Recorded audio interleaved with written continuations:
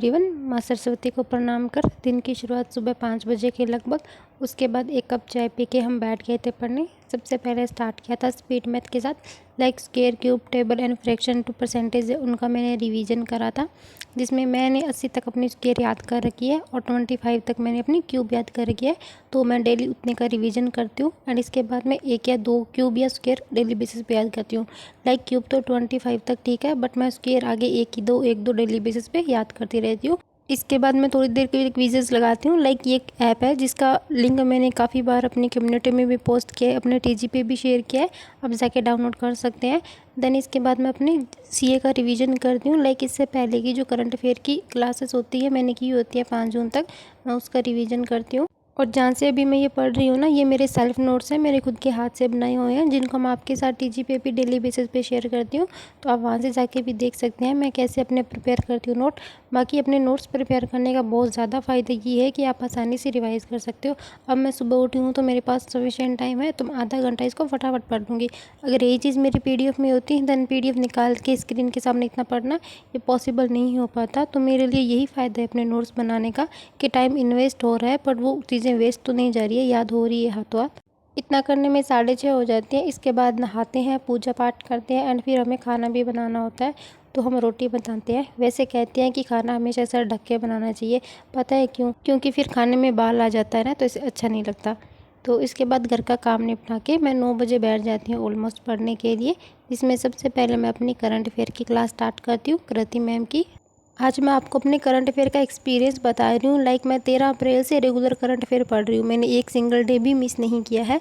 तो तब से लेकर अब तक का मैंने जितना भी करंट अफेयर पढ़ा है वो मुझे सारा रिकॉल होता जा रहा है। हमें पता है कि जो एक न्यूज़ पहले आई है तो कुछ दिन बाद कुछ ना कुछ न्यू लॉन्च होगा, तो वही न्यूज़ दोबारा आ जाएगी, देन उसमें उस पिछली वाली न्यूज़ का स्टैटिक ऐड हो जाता जाएगा। तो इस टाइप से मैं अपना स्टैटिक भी साथ साथ में कवर करती चल रही हूँ। लाइक बहुत ज़्यादा स्टैटिक नहीं होता है, जो करंट में न्यूज़ चल रही है उससे रिलेटेड जो स्टैटिक होता है हमें वही याद करना होता है। मुझे तो बहुत ज़्यादा फ़ायदा हो रहा है इस क्लासेस से।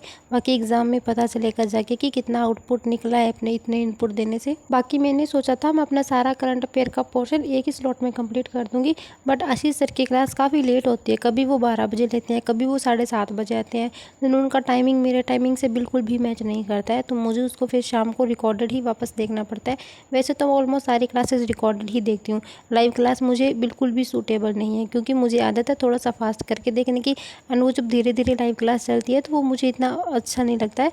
देन मैं थोड़ा सा फास्ट करके ही क्लास को देखती हूँ, मेरा टाइम भी सेव हो जाता है एंड मैं अच्छे से अपने नोट्स भी बना पाती हूँ। इसके बाद करती हूँ एडिटोरियल की क्लास, वरुण चित्रा सर की क्लास। अब मुझे वोकैब में भी यही हो रहा है कि मेरे पास जो भी वोकैब आ रही है वो सारी रिपीटेड वोकैब है। 2-4 वोकैब कभी आती है न्यू, वरना ऑलमोस्ट सारी रिपीटेड वोकैब आती है। एंड मुझे अब आर्टिकल पढ़ने में भी खुद से इंटरेस्ट आ रहा है, क्योंकि मैं समझ पा रही हूँ चीज़ों को। मैं जितना खुद समझती हूँ ना उतना सर बता देते हैं, थोड़ा सा डिफरेंस होता है मेरी और सर के अंडरस्टैंडिंग में। बाकी मेरा इंग्लिश का लेवल मुझे लग रहा है कि इम्प्रूव हो रहा है, वो तो मैं बाकी जब मॉक टेस्ट स्टार्ट करूँगी तब पता लगेगा। बाकी मॉक टेस्ट में धीरे धीरे मैं अपना स्कोर भी बूस्ट कर लूँगी। अभी मेरा रीडिंग पे पूरा फोकस है, तो इसलिए मैं ट्राई करती हूँ कि जितना ज़्यादा हो सकता है मैं सेल्फ रीडिंग करूँ। इसके साथ साथ मैं अपनी कंप्यूटर की हिस्ट्री की जो 3rd वाली क्लास होती है वो भी कंप्लीट कर लेती हूँ।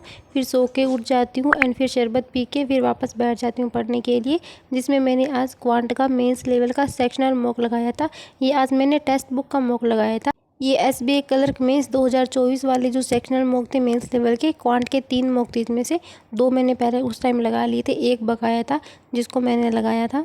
इसके बाद इसका कंप्लीट एनालिसिस करने में मुझे पूरे 2.5 घंटे का टाइम लगता है, क्योंकि अच्छे लेवल के क्वेश्चन होते हैं। एंड बाकी पता ही है कि मेंस लेवल के मॉक का जब एनालिसिस करते हैं तो प्रॉपर टाइम तो लगता ही लगता है। बाकी कुछ कमेंट्स आए थे मेंस के रिगार्डिंग कि मैं क्या क्या कर रही हूँ, तो वो मैं आपको बता देती हूँ। फिलहाल मैं मॉक टेस्ट दे रही हूँ। क्वांट के लिए मैं अरुण सर की क्लासेस कर रही हूँ या फिर मॉक दे रही हूँ। जिस दिन मैं सर की क्लासेस कर रही हूँ तब मैं मॉक नहीं लगा रही, और जिस दिन मैं मॉक दे रही हूँ उस दिन मैं सर की क्लासेस नहीं लगा रही। यही सेम सिनेरियो मेरा रीजनिंग में है। जिस दिन मैं क्वांट का या किसी भी रीजनिंग का मॉक देती हूँ देन उस दिन मैं कोई भी मेंस लेवल की क्लास नहीं करती हूँ, एंड जिस दिन मैं क्लास करती हूँ उस दिन मैं कोई भी मॉक नहीं दे रही। देन आज मैंने ये क्वांट का कंप्लीट मॉक किया था, तो आज मैंने रीजनिंग की और क्वांट की मेंस लेवल की कोई भी क्लासेस नहीं लगाई थी। इसमें टोटल 15 क्वेश्चन मैंने अटैम्प्ट करे थे। लाइक मैंने टाइम कम ही लिया था, आप देख भी सकते हो। 10 मिनट पहले मैंने उसको सबमिट कर दिया, क्योंकि अल्टीमेटली मुझे इसकी प्रैक्टिस ही करनी थी। सो एक क्वेश्चन मैंने इसमें गलत करा है, और ये टॉपर जिनके ये 38 और 39 नंबर है ना, इन पर कभी भरोसा मत करना। ये पॉज करके टेस्ट बनाते हैं देन फिर उसको सबमिट कर देते हैं। इस मॉक में 38 नंबर तक लाना पॉसिबल नहीं था।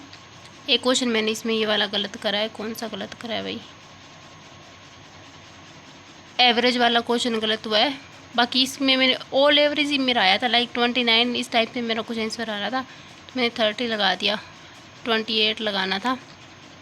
आज मैं स्टार्ट करी हूँ टेक्स्ट बुक के मॉक टेस्ट देना, आरआरबी पीओ प्रीलिम्स के। फिलहाल मैंने लाइव मॉक देखा था, कहीं भी कोई भी लाइव मॉक नहीं चल रहा है, तो अभी ये वाला स्टार्ट करते हैं। ये 2025 वाला है जिसमें मैं पहला मॉक अटैम्प्ट करूँगी। देखते हैं अभी क्या स्कोर रहेगा इसमें।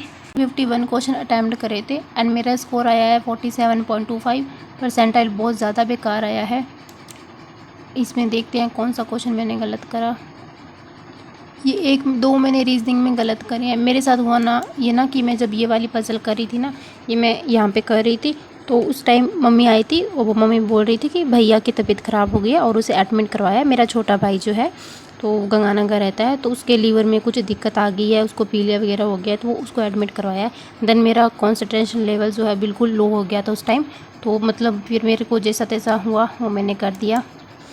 बाकी एक मैंने क्वांट में गलत करा है। सो मैं और कर सकती थी यार, रीजनिंग में अच्छा मैं कर सकती थी। ये इजी थी, ये वाली पज़ल मैं बना लेती। मेरे पास 10 मिनट पड़े थे, ये वाली पज़ल बना के मैं एक और थी ये वाली मैं ये कंप्लीट कर लेती, बट नहीं हो पाया। It's okay. इसका एनालिसिस करते करते मुझे 7:15 हो गए थे। इसके बाद मैं चली गई सीधा खाना खाने, थोड़ी देर वॉक करने, फिर खाना वगैरह खा के वापस आके मैं पढ़ने बैठी थी। तो उस टाइम मैंने स्टार्ट करी थी अपने ये वाली क्लास। आशीष गौतम सर की जो मॉर्निंग वाली करंट अफेयर की क्लास थी उसको मैं शाम को कंप्लीट करती हूँ। पहले तो रिवीजन करती हूँ, देन उसके बाद जो भी बैंकिंग की न्यूज़ होती है उनको नोट डाउन करती हूँ। आपको वीडियो में थोड़ा अलग सा लग रहा हो ना, कभी लाइटिंग ऑन हो रही है, कभी ऑफ हो रही है, ये ब्लिंक ब्लिंक्स जो हो रही है, सो ये कैमरे की क्वालिटी की वजह से हो रही है। रात को थोड़ा सा अंधेरा होता है ना, तो इस वजह से ये प्रॉब्लम होती है, तो प्लीज़ इसे इग्नोर कर देना थोड़ी देर के लिए। बाकी आप लोगों से एक रिक्वेस्ट है कि प्लीज़ जो भी आप अगर कोई कमेंट देखो प्रिपरेशन के रिगार्डिंग, जो न्यू सब्सक्राइबर होते हैं मेनली उनके कमेंट्स होते हैं, देन आप उनका प्लीज़ रिप्लाई कर दिया करो, क्योंकि आपको लोगों को सब कुछ पता है मैं कहाँ से क्या क्या चीज़ें कर रही हूँ।